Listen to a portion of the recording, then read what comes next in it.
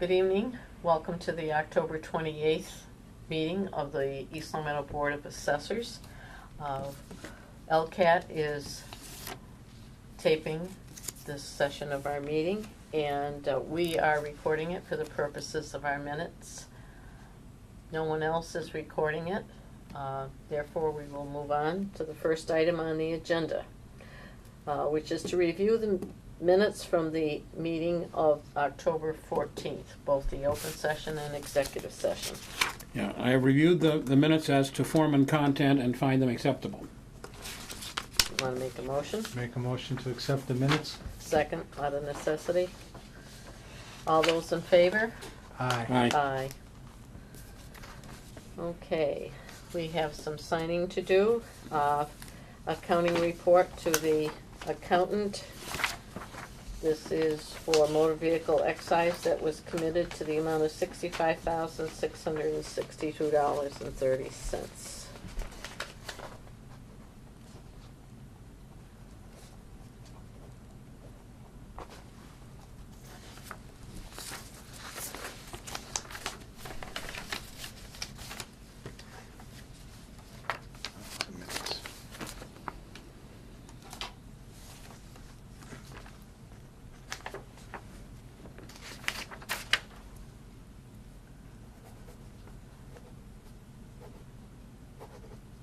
We have received final certification from the Bureau of Local Assessments on the fiscal 15 values that will appear on the tax bills that go out in December for payment by February 1st. We also received from the department 5 specific directives for our next update, which will be for fiscal 18. However, East Long Meadow does do what we call interim valuations, where every year we are charged to look at the values and update them as necessary.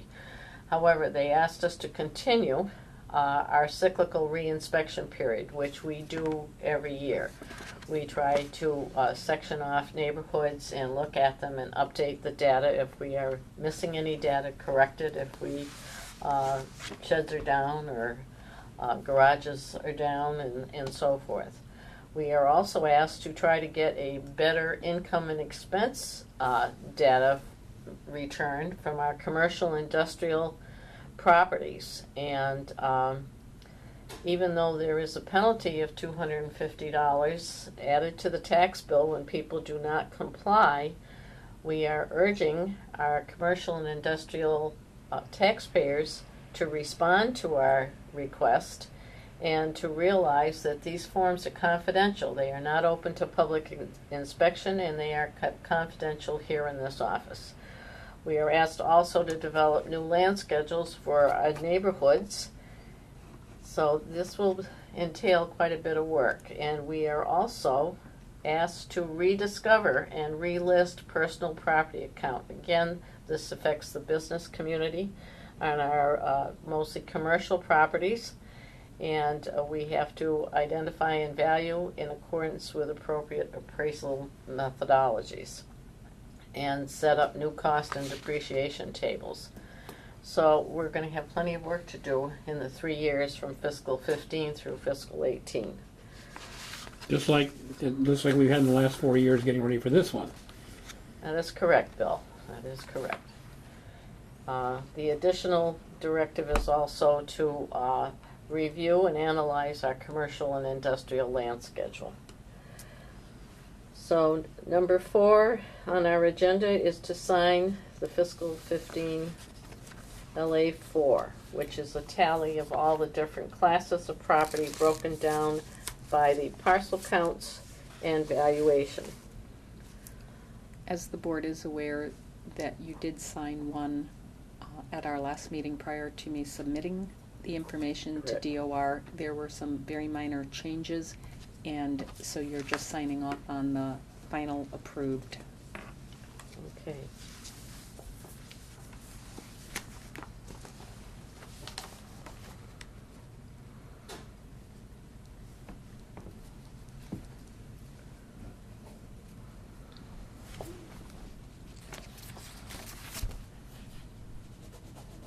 notice, Mr. Gretchen, I'm waiting for you to sign before I start on the next topic. Yeah, why is that? Why are you slowing us down? Because at the last meeting, you asked for more time so you could look at the forms. What is the, have you seen what the new size adjustment curve looks like?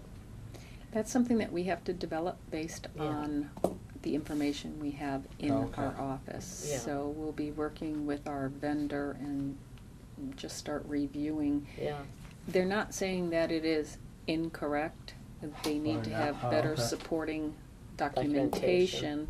So if we feel it's absolutely where it should be, we just have to give more documentation to support it.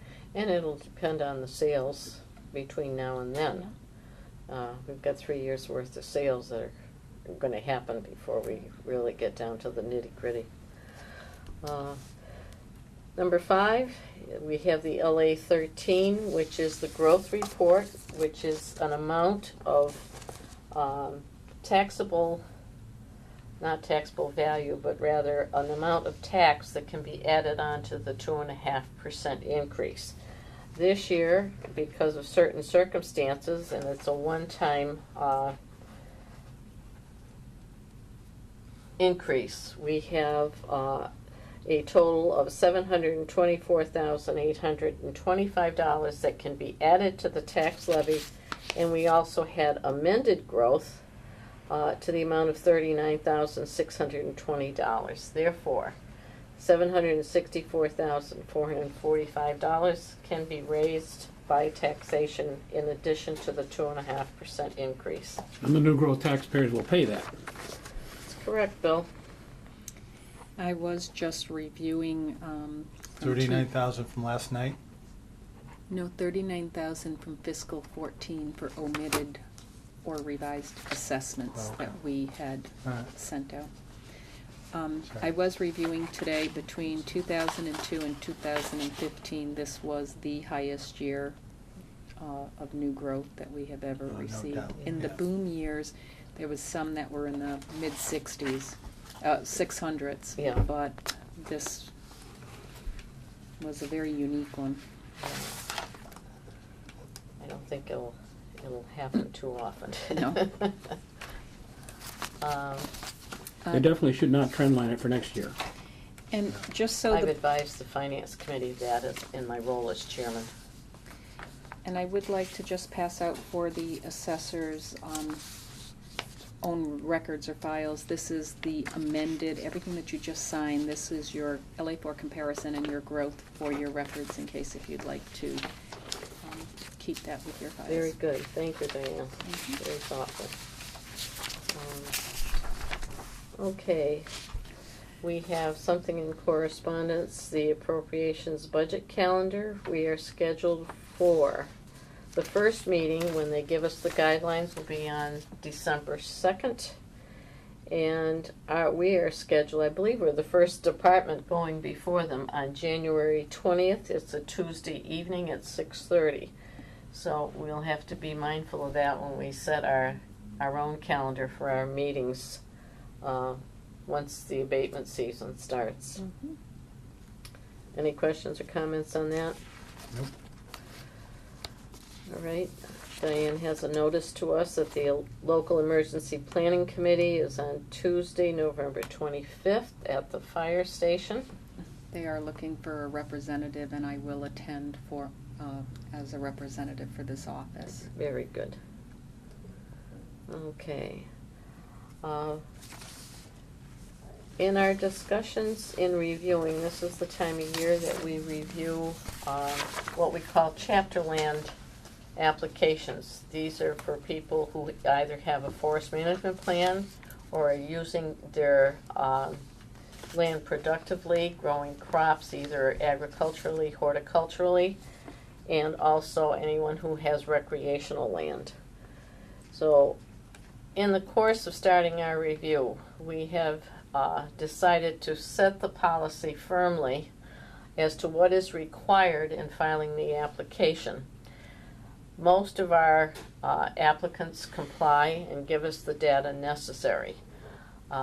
but we do need their gross sales from agricultural or horticultural use and any amount received from Massachusetts or U.S. soil conservation or pollution abatement programs. Therefore, we are setting a policy of providing us with their Schedule F, their farm income schedule, that they attach to their IRS 1040 filing. And they can redact any social security numbers, routing, or bank numbers if that happens to be attached, so that we have proper documentation of this. And if they don't file a Schedule F, then we are asking that they provide us with a copy of their federal income tax return in its entirety, and again, with the option of redacting any personal information. So we have prepared this one-page document. It will be part of our files, and I believe you'll give it to me to sign. I will. First of all, we should vote on this. We voted prior to this, but I'll make a motion that we accept the policy of required gross sales supporting documentation for productive Chapter 61A land. Second? Any discussion? All those in favor? Aye. Aye. One abstention.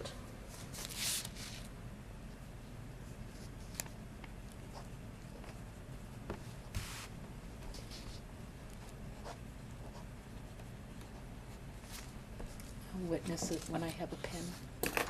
Okay, I only had a pencil.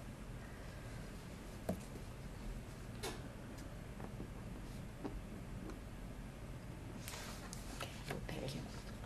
I'll just hang on to this and we will make copies. I would like to send the policy out or a letter to all 61A applicants when we send out their notice of action. Yeah. To let them know that this is a requirement for the upcoming fiscal year. So Yes. this way, as they are filling out their income tax returns for this year, is what we will be looking for the next year. Yeah, and the other thing I want to assure people of is that the law provides that the assessors can request this. This is nothing outside of the norm. The law allows us to ask for this income information, and in fact, it is recommended that we do so. Okay. Number 10 on this agenda, the Emergency Planning Committee tabletop exercise on Tuesday. I'm assuming that you will be there. Yeah, I'm sorry I put it on twice. I found Yeah. it to be a very important thing, apparently. Okay. So, yes, I will be there. The next is the correspondence concerning planning board decisions. Have you all had an opportunity to look at those? Yep. I didn't see anyone that would have particular effect on this office. I agree. Okay. Then we have concluded our open session of the meeting.